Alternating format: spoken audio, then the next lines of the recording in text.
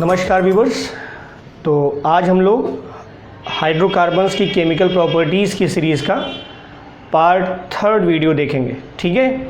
और इसके अंतर्गत हम लोग बात क्या करने वाले हैं, इसके पहले भी हम ऑक्सीडेशन सब्स्टिट्यूशन रिएक्शन के बारे में देख चुके हैं, क्लोरीनेशन के बारे में डिटेल में हो चुका है। अब उसी प्रतिस्थापन अभिक्रियाओं के अंतर्गत ही हम बात करेंगे नाइट्रीकरण, सल्फोनीकरण और क्लोरोसल्फोनीकरण, ठीक है। और एक रिएक्शन और कवर करेंगे इस वीडियो के अंतर्गत और वो होगा विहाइड्रोजनीकरण। ओके, तो लेट वी स्टार्ट। तो जो पहला पार्ट था नाइट्रीकरण, वो देखो क्या होता है। नाइट्रीकरण ये प्रतिस्थापन अभिक्रिया से संबंधित, जैसे हैलोजनीकरण था तो एल्केन के हाइड्रोजन का प्रतिस्थापन हम हैलोजन परमाणुओं द्वारा कराते हैं। क्लोरीनीकरण, ब्रोमीनीकरण आयोडीनीकरण, ठीक है, क्लोरीन ब्रोमीन आयोडीन रेस्पेक्टिवली। अब अगर हम एल्केन के जो हाइड्रोजन परमाणु हैं बॉन्ड H, अगर उसका प्रतिस्थापन अगर हम नाइट्रो समूह द्वारा करा दें, नाइट्रो ग्रुप, तो एल्केन के हाइड्रोजन परमाणु का प्रतिस्थापन किससे करा दें, NO2 समूह द्वारा करा दें, तो वो अभिक्रिया कहलाती है नाइट्रीकरण। मतलब एल्केन के हाइड्रोजन का प्रतिस्थापन नाइट्रो समूह द्वारा अगर हम कराएं, मतलब NO2 समूह द्वारा कराएं, तो अभिक्रिया कहलाएगी नाइट्रीकरण।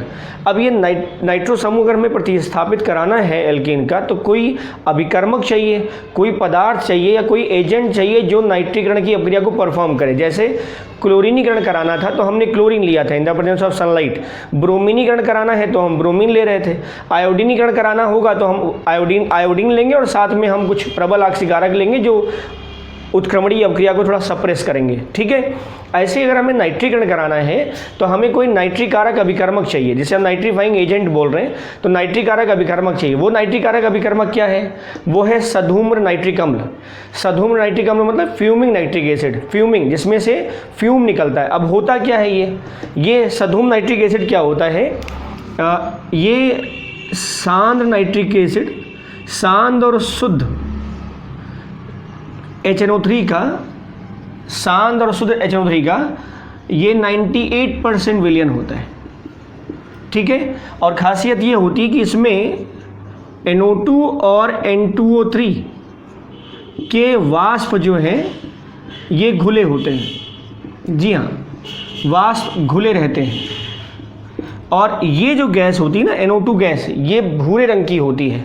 इसीलिए जो HNO3 होता है वो भूरे और पीले रंग का दिखाई देता है, या सधूम्र HNO3 भी जो है वो भूरे और पीले रंग का दिखाई देता है। और उसमें से जो फ्यूम निकलेगी, जो धूम्र निकलेगा, धूम्र, सधूम्र मतलब धूम्र सहित, धुआं सहित, तो किसका धुआं, NO2 और N2O3 का धुआं, जिसमें से इसका जो कलर होता है वो भूरे रंग का होता है, तो लाल भूरा होता है। तो इस जो HNO3 का जो सोल्यूशन है वो भी हमें लाल भूरा या भूरा पीला दिखाई देता है, और जो फ्यूम निकलता है वो भी भूरे रंग का होता है, ठीक है। तो फ्यूम के निकलने के कारण ही इसे हम क्या कह रहे हैं, सधूम्र HNO3, fuming nitric acid. Clear. तो ये है नाइट्रीकारक अभिकर्मक, जिससे हम एल्केन की नाइट्रीकरण की अभिक्रिया को परफॉर्म करेंगे। अब होगा कि इसमें क्या, एल्केन को सधूम्र HNO3 के साथ क्रिया कराने पर एल्केन के नाइट्रो डेरिवेटिव, एल्केन के नाइट्रो व्युत्पन्न प्राप्त होंगे। इसे हम एल्केन का नाइट्रीकरण कहते हैं। इसमें होगा क्या, सिंपल जो पहले बता रहे थे हम कि एल्केन का जो हाइड्रोजन है उसका प्रतिस्थापन NO2 समूह द्वारा हो जाएगा, ठीक है। अब देखो इसका बेसिक रिएक्शन देखो, जैसे मान लो ये एल्केन RH, इसका हम नाइट्रीकरण करा रहे हैं, तो हम आपको इस तरह से दिखा रहे हैं, ये है सधूम्र फ्यूमिंग नाइट्रिक एसिड, ठीक है। कंसंट्रेट HNO3 होता है approximately 98%, pure concentrate HNO3 98%, along with that NO2 और N2O3 भी उसमें डिजॉल्व होते हैं, जिसके कारण रंग थोड़ा सा भूरा और पीला हो जाता है। अब देखो ये हमने ऐसा क्यों लिख दिया, नाइट्रिक एसिड का जब अगर आप स्ट्रक्चर बनाओगे तो आपको स्ट्रक्चर इस तरह से मिलेगा। ये नाइट्रिक एसिड का स्ट्रक्चर है। तो अगर हमें यहाँ रिएक्शन में शो करना था, दिखाना था इसे, तो NO2 को हमने एक साथ दिख दिया है, OH को हमने इस तरह दिखा दिया, ठीक है। तो अब एलिमिनेशन दिखाना थोड़ा आसान है। ये देखो, ध्यान रखना ये भी मुक्त मूलक अभिक्रिया होती है।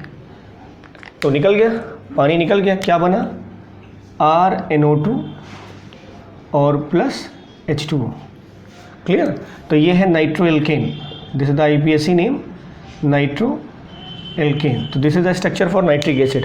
अब इस केस में दूसरा हिस्सा देखो, अगर मान लो हम चलो इसी की सिंपल हम मैकेनिज्म बता देते हैं, फिर कंडीशन दिखाते हैं आपको, ठीक है। इसी की क्रियाविधि देख लो पहले कि हुआ कैसे होगा ये। तो सबसे पहली और सबसे बड़ी बात ये कि ये अवक्रिया भी मुक्त मूलक होती है, मतलब यह अवक्रिया मुक्त मूलक है ना, मुक्त मूलक, ये ध्यान रखेंगे, मुक्त मूलक अवक्रिया होती है, मतलब यहाँ पर भी सममित विदलन होता है। हाँ, प्रतिस्थापन चेन टाइप की नहीं होती, ऐसा नहीं है कि सारे हाइड्रोजन का प्रतिस्थापन 1 by 1 होता रहेगा, ऐसा यहाँ नहीं है। एक बार हाँ बॉन्ड के क्लेवेज हो जाते हैं, ये डिपेंड करता है कि उस जो एल्केन आप ले रहे हैं वो उसमें कितने प्रकार के मतलब कार्बन बॉन्ड हैं, या नंबर ऑफ कार्बन बढ़ जाने पर यहाँ हमें जो डेरिवेटिव मिलेगा, मतलब नाइट्रो व्युत्पन्न मिलेंगे, वो कई प्रकार के मिलेंगे। अभी हम पहला केस सिर्फ देख रहे हैं कि ये एल्केन था, नाइट्रिक एसिड सद्धूम नाइट्रिक एसिड रिएक्शन कराया, हमें नाइट्रिल एल्केन मिल गया।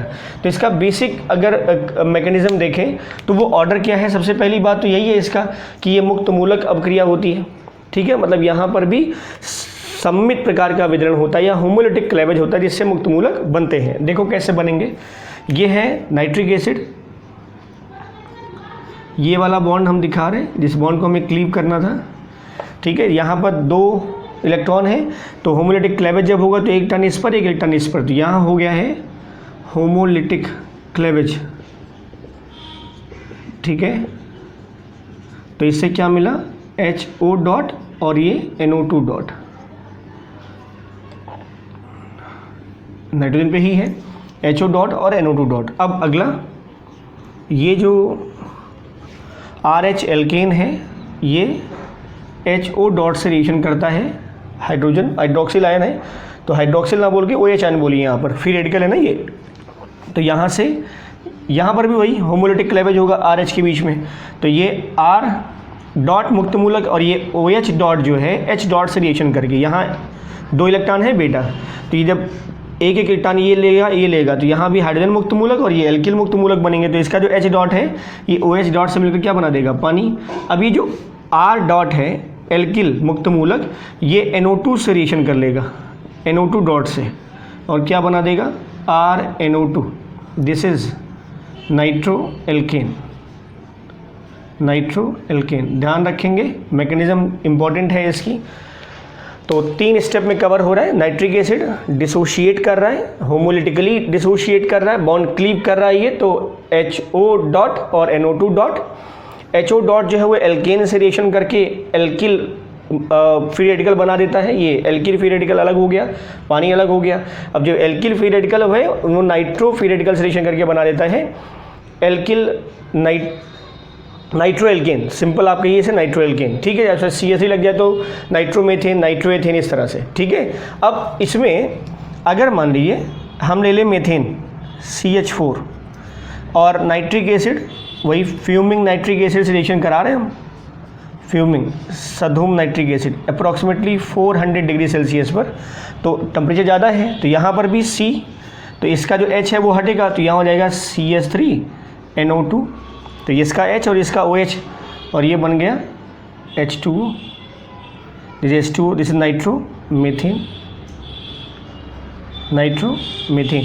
अब अगर मान लो यहाँ पर अगर कार्बन की संख्या आप बढ़ा दें, कार्बन की संख्या अगर आप बढ़ा दें, तो यहाँ पर जो नाइट्रिक एसिड है, क्योंकि ये प्रबल ऑक्सीकारक होता है, जो सद्धूम नाइट्रिक एसिड है ये स्ट्रॉन्ग ऑक्सीडाइजिंग एजेंट होता है, ध्यान रखेंगे।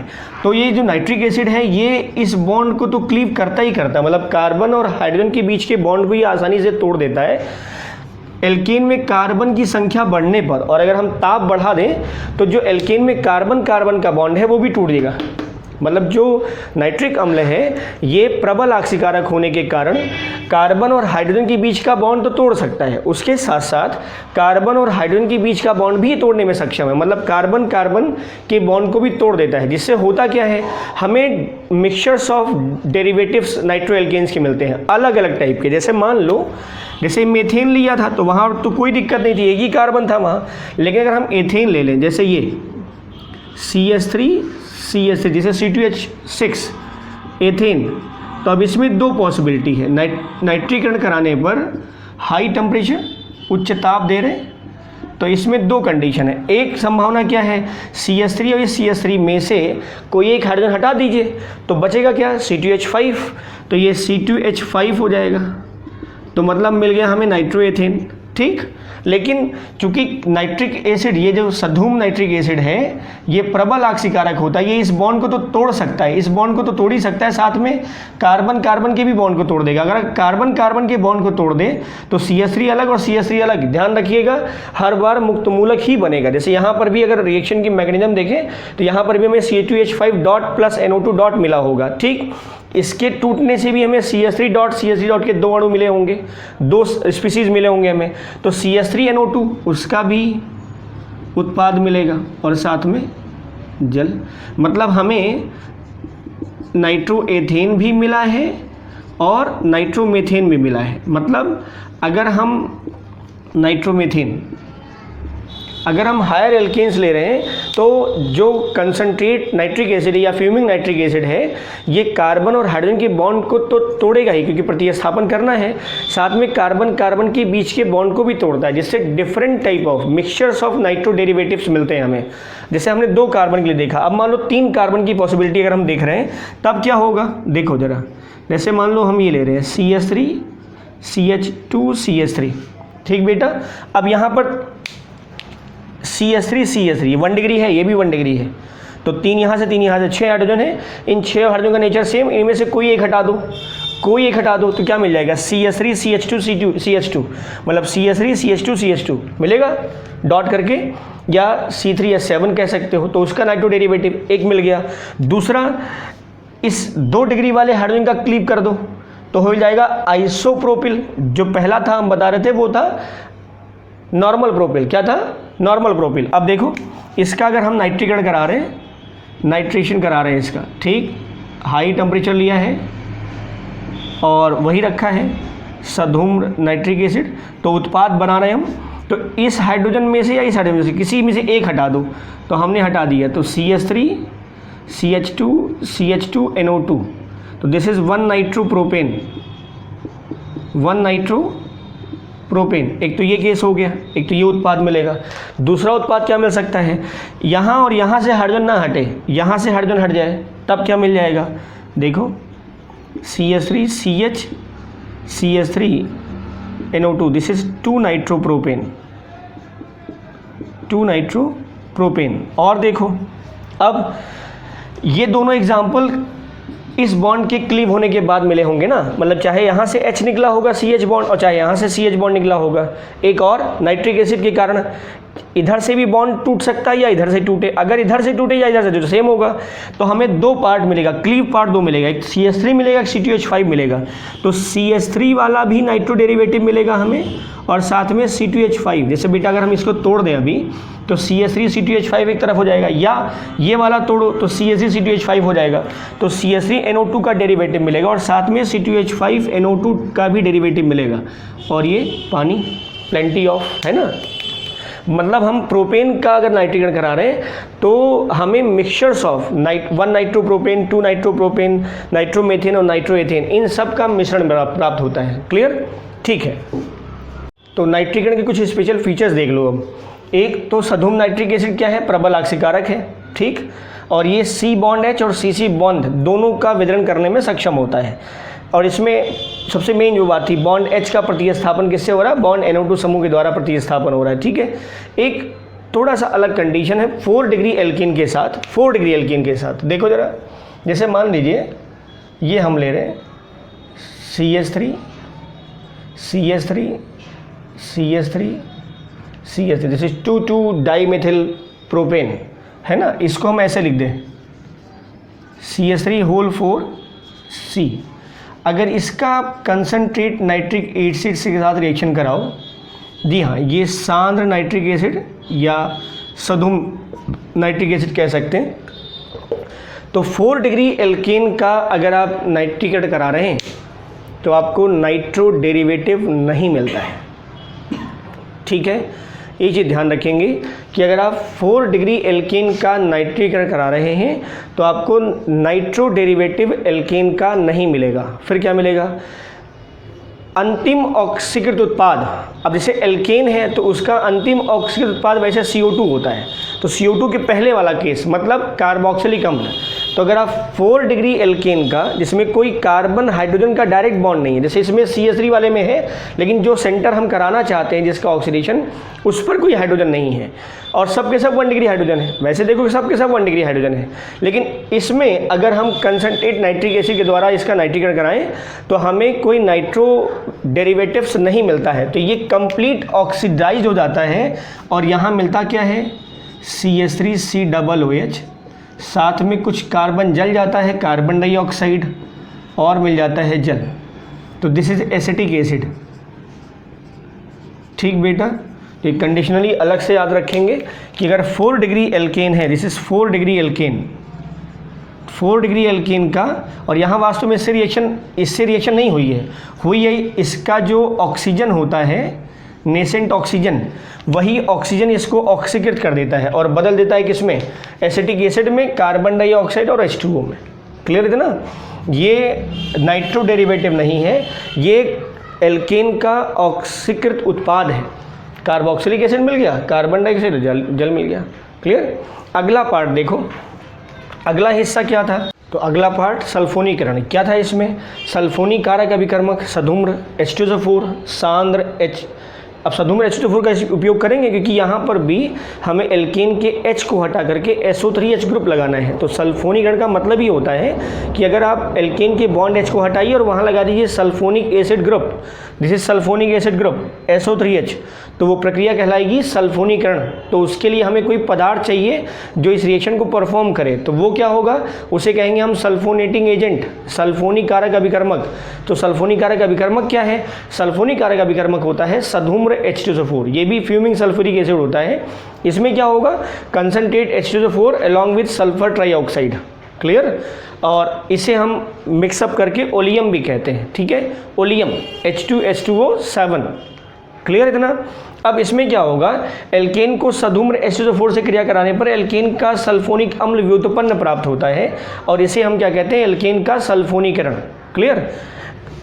तो इसमें होगा क्या, एल्केन का बॉन्ड H हटेगा, SO3H आएगा। एक बड़ा एक्सेप्शनल केस है यहाँ पर, और वो ये है कि जो छोटे एल्केन होते हैं, जो छोटे कार्बन के एल्केन होते हैं, methane, ethane, propane, butane, pentane, clear, ये सल्फोनीकरण अभिक्रिया नहीं देते हैं। मेथेन, एथेन, प्रोपेन, ब्यूटेन और पेंटेन, मतलब कार्बन 6 या उससे ज़्यादा, कार्बन 6 या उससे ज़्यादा के जो एल्केन्स होते हैं वही सल्फोनीकरण की रिएक्शन को परफॉर्म करेंगे, ये ध्यान रखिएगा। तो निम्न कार्बन के एल्केन सल्फोनीकरण अभिक्रिया नहीं देते हैं, सल्फोनीकरण अभिक्रिया नहीं देते हैं, ये ध्यान रखिएगा आप। तो यहाँ क्या होना चाहिए, यहाँ जो एल्केन होगा, यहाँ जो एल्केन हम लेंगे वो कार्बन 6 के बराबर हो या उससे ज़्यादा हो, कार्बन 6 के बराबर हो या उससे ज़्यादा हो तो सल्फोनीकरण हो जाएगा। ठीक, अब हम एग्जाम्पल ले लेते हैं, देखो ज़रा, यहाँ ले लिया हमने RH, तो ये एल्केन, तो इतना मान के चलो कि जो एल्किल ग्रुप, दैट मीन्स ये जो एल्केन है वो ये है, और यहाँ पर जो एल्किल ग्रुप आएगा मतलब R हम यहाँ लिख देते हैं, R जो आएगा वो ये होगा C6H13, इस तरह से केस समझ गए होगे। जो R है एल्केन का जो R है वो कार्बन 6 के बराबर होगा या उससे ज़्यादा होगा, ये ध्यान रखेंगे। छोटे कार्बन के एल्केन सल्फोनीकरण नहीं देते, तो ये RH हो गया और ये हो गया सल्फोनिक एसिड, ये भी मुक्त मूलक होता है, ये भी ध्यान रखिएगा, ये भी मुक्त मूलक होता है, तो ये है सधूम्र। अब हमने ऐसे क्यों लिख दिया, सल्फ्यूरिक एसिड का स्ट्रक्चर आप देखो तो ये होगा सल्फ्यूरिक एसिड का structure, this is H2SO4, clear. तो इसी पार्ट को हम अलग कर दे रहे हैं, SO3H वाला हिस्सा ऐसे दिखा दे रहे हैं और OH वाला पोर्शन ऐसे दिखा दे रहे हैं, तो OH और H मिलके पानी, तो R के साथ ऐड हो जाएगा SO3H और प्लस H2O, क्लियर। ये हो गया, देखो इसे, ये निकल गया, हाँ यहाँ भी मुक्त मूलक होता है, यहाँ भी मुक्त मूलक होता है, तो ये हो जाएगा नाम इसका alkyl sulphonic acid, alkyl sulphonic acid. हाँ स्ट्रक्चरली देखोगे तो ऐसे मिलेगा आपको, ये इसका स्ट्रक्चर है RSO3H का, मतलब कार्बन जो है या R ग्रुप जो है वो डायरेक्टली सल्फर से अटैच है। R ग्रुप किससे अटैच है? डायरेक्टली सल्फर से अटैच है। क्लियर? तो एक चीज़ ये ध्यान रखो। हाँ अब मान लो थोड़ा सा हम और बढ़ा दें, अगर हम 3 डिग्री कार्बन का हाइड्रोजन ले लें, 3 डिग्री कार्बन का हाइड्रोजन, तो वहाँ पर सल्फोनीकरण हो जाता है। 3 डिग्री कार्बन का अगर हम हाइड्रोजन ले लें तो वहाँ सल्फोनीकरण हो जाएगा। अब देख लो ज़रा एग्जांपल पे, जैसे मान लो ये ले लिया हम CH3 होल CH, ठीक, तो ये केस अलग ध्यान रखेंगे, 3 डिग्री हाइड्रोजन है और इसको अगर हम सधूम्र सल्फ्यूरिक एसिड से रिएक्शन करा रहे हैं तो यहाँ पर ये वाला H OH, तो ये हो जाएगा CH3 whole CSO3H plus H2O, तो ये सल्फोनिक एसिड का डेरिवेटिव हमें मिल जाता है। इतना ठीक है? ओके। तीसरा पार्ट है क्लोरोसल्फोनीकरण। ठीक है, अब यहाँ क्या होना है, क्लोरोसल्फोनीकरण के लिए हम अभिकर्मक जो इस्तेमाल करेंगे वो है ये क्लोरोसल्फोनिक एसिड, जिसे ClSO3H होता है। हमने इस तरह से लिखा है क्योंकि यहाँ से हमें एलिमिनेट करके दिखा सकते हैं। स्ट्रक्चर भी आप देखेंगे ध्यान से इसका तो यही आएगा, ये इधर दिखा दो OH, यहाँ दिखा दो Cl, हो गया। तो HSO3Cl, तो HSO3Cl या ClSO3H, this is chlorosulphonic acid. Acid क्यों कह रहे हैं? क्योंकि यहाँ से H+ निकल जाएगा, यहाँ से टेंडेंसी की H+ लूज़ कर दे, तो H+ अगर लूज़ कर देगा तो जो कंपाउंड का नेचर हो जाएगा कैसा हो जाएगा? एसिडिक। तो दिस इज क्लोरोसल्फोनिक एसिड। ठीक, इसके अलावा हम सल्फर डाइऑक्साइड और क्लोरीन का भी इस्तेमाल कर सकते हैं अगर हम क्लोरोसल्फोनीकरण कराना चाहते हैं तो, इन the presence of sunlight. Clear? दूसरा ये है सल्फ्यूरिल क्लोराइड, SO2Cl2, इसका भी इस्तेमाल किया जा सकता है अगर क्लोरोसल्फोनीकरण कराना है तो। ठीक, अब रिएक्शन देखो क्या होना है, होता क्या है यहाँ पर। तो एल्केन को पिरिडीन, हम इसी का एग्जांपल ले रहे हैं, ध्यान रखेंगे। तो एल्केन को पिरिडीन तथा सूर्य के प्रकाश की उपस्थिति में क्लोरोसल्फोनिक अम्ल मतलब ClSO3H या HSO3Cl, ठीक, कराने पर एल्केन का क्लोरोसल्फोनिल व्युत्पन्न प्राप्त होता है और इसे एल्केन का क्लोरोसल्फोनीकरण कहते हैं। ठीक, होगा कैसे?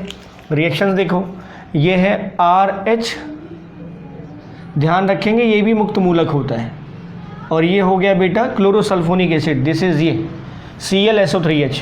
ठीक, पिरिडीन ले रहे हैं, ये एक हेट्रोसाइक्लिक कंपाउंड है, अभी बता देते हैं आपको। पिरिडीन ये विलायक है, यहाँ से निकलेगा और बनेगा क्या? RSO2Cl plus H2O। क्लियर? तो ये हो गया सल्फोनिल क्लोराइड का व्युत्पन्न, सल्फोनिल क्लोराइड का व्युत्पन्न, मतलब जहाँ सल्फोनिल क्लोराइड हो गया ना ये SO2Cl, तो एल्किल सल्फोनिल क्लोराइड। ठीक, अब इसको ये जो एल्किल सल्फोनिल क्लोराइड, ठीक है, ये जो है ये भी मुक्त मूलक होता है, ध्यान रखेंगे। मैकेनिज्म में ये भी फ्री रेडिकल मैकेनिज्म ही प्रोसीड करता है। पिरिडीन क्या है? पिरिडीन जो है एक हेट्रोसाइक्लिक कंपाउंड है एंड दिस इज पिरिडीन, ये पिरिडीन है बेटा।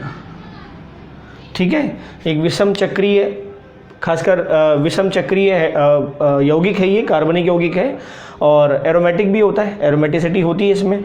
एक और बात इसमें, ये क्षार होता है। कैसा होता है? क्षार, क्योंकि इसके पास एक लोन पेयर है, तो ये क्षारीय प्रकृति का विलायक होता है और जिसका इस्तेमाल हम करते हैं इस रिएक्शंस में। क्लियर? तो अगला पार्ट है विहाइड्रोजनीकरण। अब इसमें क्या होता है? हाइड्रोजनीकरण का मतलब होता है हाइड्रोजन का जुड़ जाना, क्योंकि संतृप्त हाइड्रोकार्बन, तो यहाँ तो हाइड्रोजन जुड़ने वाला नहीं है, तो हम हाइड्रोजन निकाल रहे हैं।